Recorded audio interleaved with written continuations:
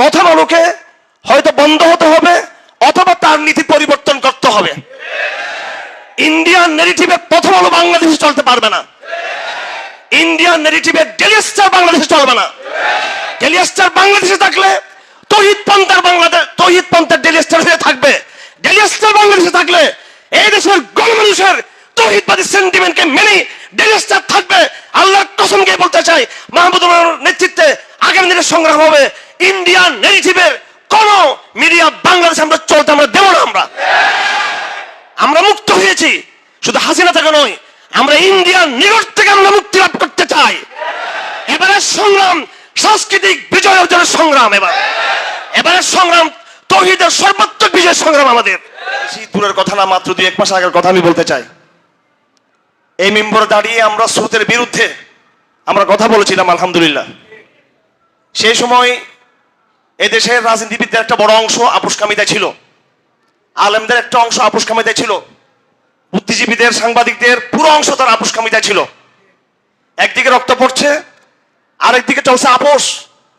একদিকে রক্ত পড়তেছিল, আরেকদিকে নীরব নিস্তব্ধতা ছিল। কিন্তু আসমান থেকে আল্লাহ পাক ছাত্র সমাজের মধ্য দিয়ে যে আবাবিল পাখি, সে আবাবিল পাখি তারা কিন্তু লড়ে যাচ্ছিল। কিন্তু তখন তাদেরকে অভিভাবকত্বের ছায়া দেওয়ার জন্য কোন লিডারশিপ বাংলাদেশে ছিল না। তারা একাভাবে লড়ে যাচ্ছিল। এবং বড় আধ্যাত্মিক বিষয় হলো এখানে ওই মাসটা ছিল মুহররম মাস।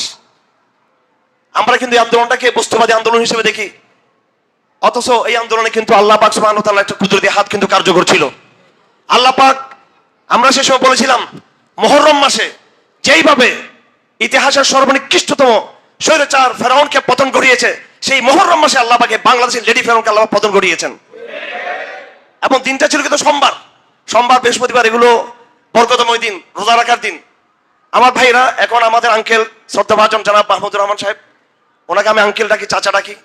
আমি সেদিন বলতেছিলাম আপনি আমার চাচার মতো। তিনি বললাম তোমার কথা ভুল, চাচার মতো কেন? আমি তো চাচাই তোমার। তখন আমি বললাম আপনি আমার বাবার মতো। বললেন এটা ঠিক আছে। আমার বাবা এবং জনাব আল্লামা শেখ মুফতি ইসলাম চৌধুরী সাহেব, ওনারা এক সময়ে, যেটা ওই সময় আপনাদের এখানে হয়তো আসা যাওয়া ছিল না, দীর্ঘ সময় একসাথে তারা এই ফ্যাসিজমের বিরুদ্ধে এবং আধিপত্যবাদের বিরুদ্ধে লড়াই করেছেন। এখন আমি শুধু একটা পয়েন্ট আপনাদেরকে বলতে চাই, সেটা হলো আমার ভাইয়েরা, আলহামদুলিল্লাহ পলিটিক্যাল যে মুজিববাদের যে নেগেটিভ, পলিটিক্যাল যে গুন্ডামি, আওয়ামী লীগের ফ্যাসিজম, এটা ধ্বংস হয়েছে। কিন্তু মাহমুদুর রহমান সাহেবের লড়াইটা কোথায় এখন? এটা আমাদের বোঝার দরকার।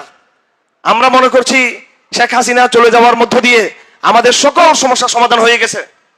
আমরা আগেও বলেছিলাম হাসিনা চলে যাবে, প্রথম আলো থেকে যাবে, হাসিনা চলে যাবে ডেইলি স্টার থেকে যাবে।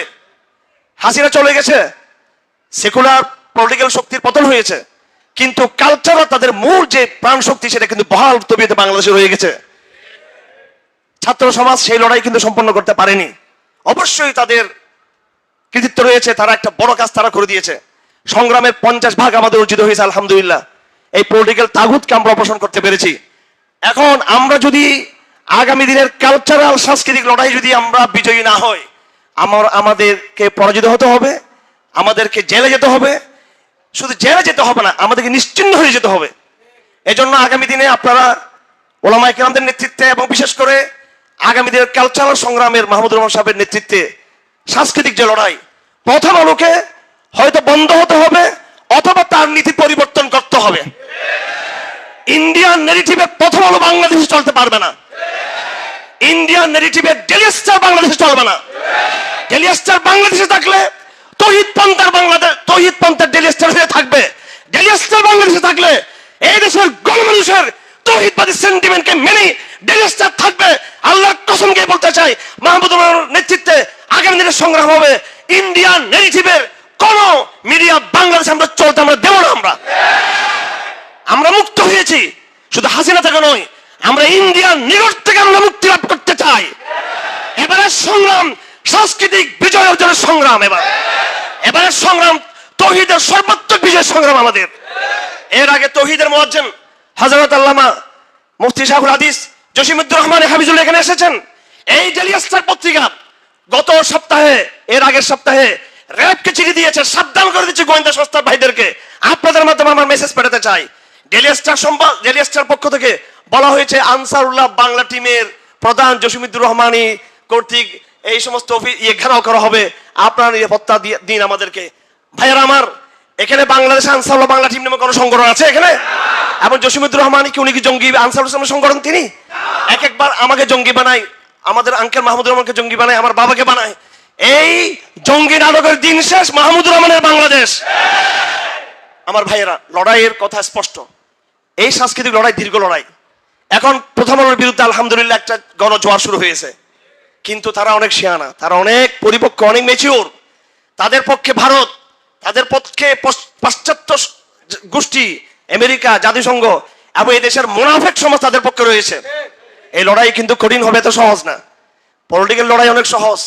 এমনকি বর্তমান যারা ক্ষমতায় রয়েছে, স্পষ্ট আপনি দেখতে পাচ্ছেন তাদের মধ্যে একটা বিরাট অংশ এই পশ্চিমা মদতপুষ্ট, বেশি তার চেয়ে বেশি বরং ভারতীয় মদতপুষ্ট, ভারতীয় নেগেটিভের অধিকারী এই মিডিয়াকে তারা আশ্রয় প্রশ্রয় দিয়ে যাচ্ছে। কিন্তু তারা, আপনারা জানেন, এক সময় এই বাংলাদেশে সাংস্কৃতিক লড়াইয়ে ইনকিলাব পত্রিকাটা নেতৃত্ব দিয়েছিল, আপনাদের জানা আছে।